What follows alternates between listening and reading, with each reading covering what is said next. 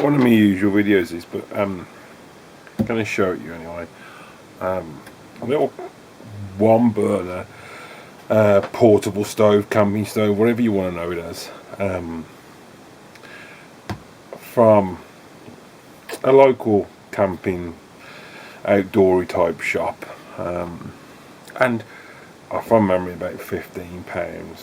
Bought it before Christmas. Wanted one for a present, that's another thing, but yeah, the reason I'm showing you is because I'm really impressed with it for the price, and I'll show you later on it working, or I tried it out cooking some bacon or something.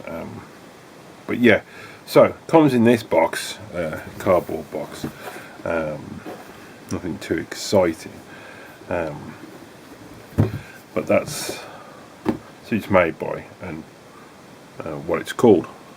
This comes inside that cardboard box is this plastic case, very flimsy,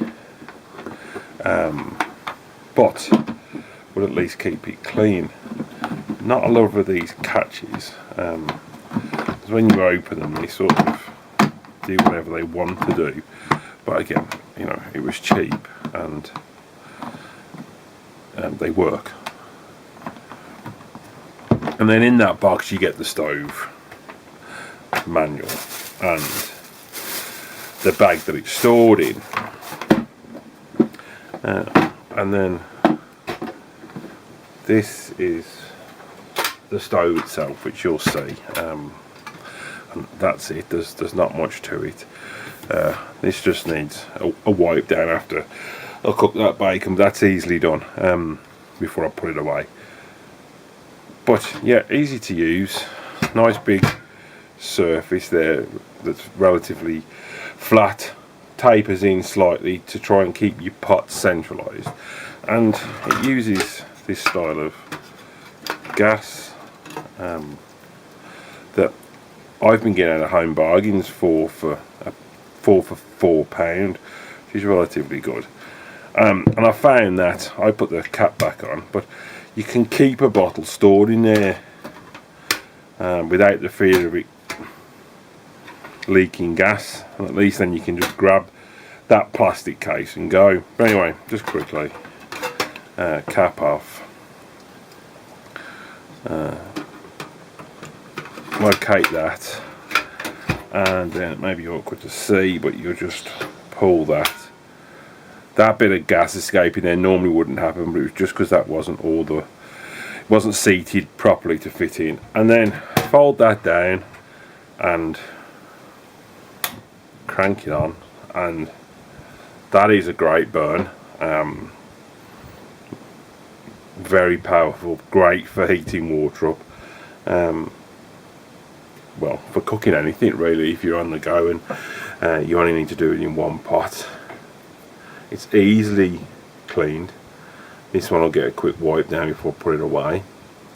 This black part here you could take out, but it's been twisted into place, and it's relatively easy enough to get your hand around to clean it, obviously when it's not on like I'm trying, but I'm just trying to keep it short. And then you've a decent amount of regulation.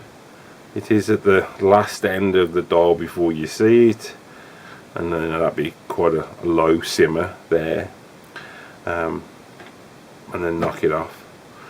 And it's just a matter of, for safety, you might flick that up, which disconnects the gas, which is keeping the valve closed. I put the cap back on, and as I say, I store one in there.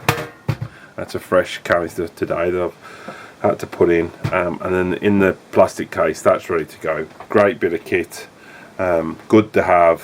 It was bought for an emergency cooker for a relative, as they're fearful of the power going off and not being able to have hot cup of tea or boil water or heat the food up.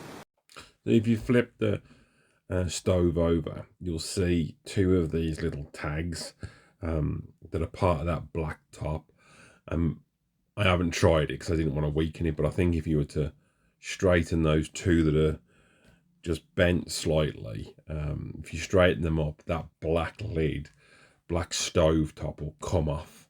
I can't see why we'd need to, because you can clean it easy enough. I did with a wiper, antibacterial wipe, and it was done, but you could if you need to.